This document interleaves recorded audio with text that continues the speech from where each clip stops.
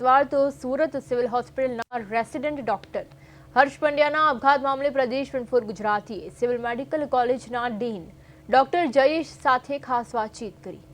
ડીનના જણાવ્યા મુજબ તપાસ કમિટીમાં સામે આવેલા મુદ્દાઓના આધારે જવાબદાર વ્યક્તિઓ સામે એફઆઈઆર દાખલ કરવા માટેનો રિપોર્ટ ખટોદરા પોલીસને સોંપવામાં આવ્યો છે। સિવિલ તંત્ર ફરિયાદી બંને પોલીસમાં રિપોર્ટ સબમિટ કર્યો છે। મેડિકલ કોલેજ દ્વારા 4 ડોક્ટરોને 6 મહિના માટે સસ્પેન્ડ કરવામાં આવ્યા છે।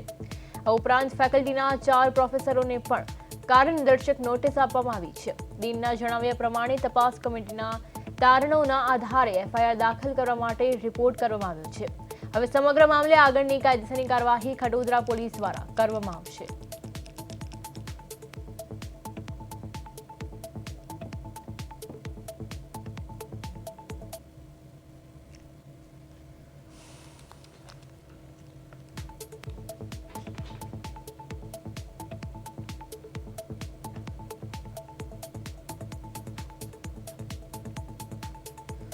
ત્યારે જે રીતે ખટોદરા પોલીસ હવે સમગ્ર મામલે તપાસ કરશે। ડોક્ટર હર્ષ પંડ્યા આપઘાત મામલે એફઆઈઆર રિપોર્ટ સામે આવી છે, ત્યારે જવાબદારો સામે એફઆઈઆર માટે પોલીસને રિપોર્ટ સોંપવામાં આવ્યો છે। જેવી રીતે આ ઘટના જે બની હતી, ડોક્ટર હર્ષ પંડ્યાને બુલી કર્યા હતા 4 સિનિયર રેસિડેન્ટે, ત્યારે હવે આ મામલે કાર્યવાહી ચાલુ છે। 4 ડોક્ટર જે છે તેમની હવે અટકાયત કરવામાં આવશે। સુરત સિવિલ ડોક્ટર આપઘાત મામલે એફઆઈઆર।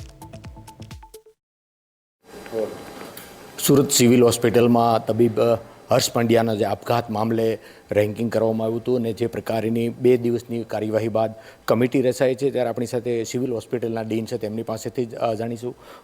સર, શું કહેશો જે પ્રકારની હર્ષ પંડ્યાનો જે મોતના રેન્કિંગ મામલે થયો, કેટલી દુઃખદ ઘટના ઘણી દુઃખદ આઘાતજનક છે અને જે બનાવ બન્યો એ દિવસે જે પ્રથમ વર્ષીય વિદ્યાર્થીઓ તરફથી રેગિંગ અંગેની ઘટના અંગેની જે ફરિયાદ મળેલી, તો એ વખતે એ જ દિવસે એ જ સાંજના તાત્કાલિક રીતે એના અંગેની ઇન્ક્વાયરી કમિટી બેસાડી અને સંપૂર્ણ સર્વગ્રાહી નિષ્પક્ષ તપાસ કરવામાં આવી છે, જેમાં તમામના નિવેદનો, જે તમામ રેસિડેન્ટ પ્રથમ વર્ષીય, દ્વિતીય વર્ષીય, તૃતીય વર્ષીય, સિનિયર રેસિડેન્ટ, તમામ ફેકલ્ટી, તમામ સંબંધિતો, ટેકનિશિયન, વર્ગ 4 તમામના નિવેદન લઈ અને એના બાદ એનો અભિપ્રાય સહિતનો રિપોર્ટ મળ્યો હતો।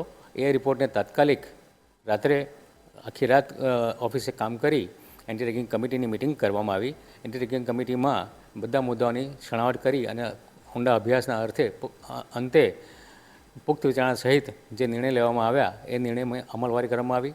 એ નિર્ણયમાં જે બીજા વર્ષના 4 જેટલા જે વિદ્યાર્થીઓ જે છે માઇક્રોબાયોલોજી વિભાગના, એમને કસૂરવાર ઠેરવવામાં આવ્યા હતા।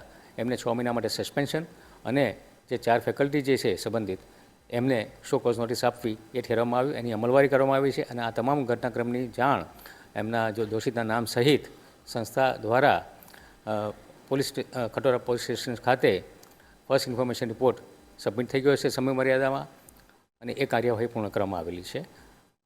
ફરિયાદ આમાં ફરિયાદી કોણ બનશે?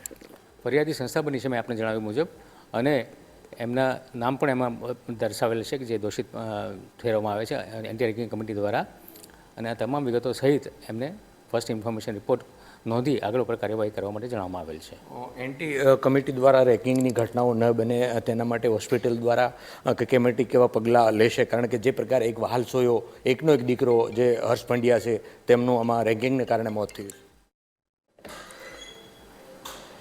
સંસ્થા ખાતે એનએમસી અને યુજીસીના નિયમો અનુસાર તમામ જે વ્યવસ્થા ઊભી કરેલી જ છે કે જેથી આ રેગિંગ વિશેની કોઈ પણ ઘટના ન બને।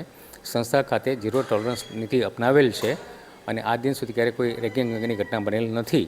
આજે બનેલી ઘટના એ દુઃખદ ઘટના છે અને એના માટે ત્વરિત અને પારદર્શી કામગીરી કરી સંસ્થા દ્વારા તમામ પગલાં લેવામાં આવ્યા છે અને એના અંગેની જે ફર્સ્ટ ઇન્ફોર્મેશન રિપોર્ટ પણ પોલીસમાં સબમિટ કરવામાં આવ્યો છે અને વધુ ભવિષ્યમાં આવી ઘટના ન બને અને પુનરાવર્તન ન થાય એ માટે તમામ ફેકલ્ટી, તમામ શિક્ષકો, તમામને એક કડક સૂચનામાં આપવામાં આવી છે કે તમામ વિદ્યાર્થીઓ સાથે, પછી એ પ્રથમ વર્ષીય હોય, દ્વિતીય વર્ષીય હોય, તૃતીય વર્ષીય હોય કે સિનિયર રેસિડેન્ટ હોય, એ તમામની સાથે જરૂરી વાર્તાલાપ અને સંવાદ સાધી અને સમન્વય કરી એમના ફિઝિકલ અને મેન્ટલ વેલબિંગ વિશે જાણકારી મેળવવી અને કોઈપણ બાબતમાં કઈ જરૂરી હોય તમામ હેલ્પ કરવી।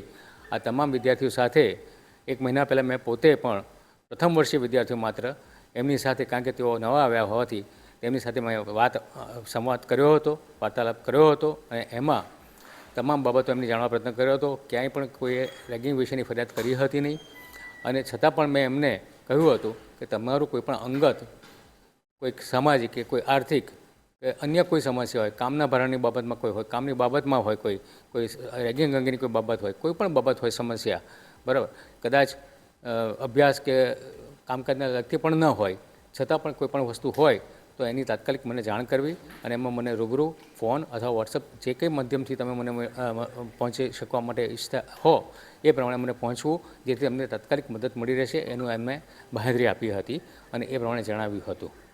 બિલકુલ. તો આ હતા ડીન સુરત સિવિલ હોસ્પિટલના, પરંતુ મહત્ત્વની વાત છે કે હર્ષ પંડ્યાનો જે આપઘાત મામલે ખાસ કરીને જે રીતે રેન્કિંગ કરવામાં આવ્યું હતું, ત્યારે હવે જે દોષિત છે તેની સામે એફઆઈઆર સુધીની એટલે જે કામગીરી છે તે હાથ ધરી છે, એટલે એફઆઈઆર દાખલ કરી અને એક દાખલારૂપ સજા બેસે તેવી જે કામગીરી છે તે અત્યારે કરવામાં આવી રહી છે. કેમેરામેન અજય કુમાર સાથે અરવિંદ રાઠોડ, પ્રદેશ 24 ગુજરાતી, સુરત.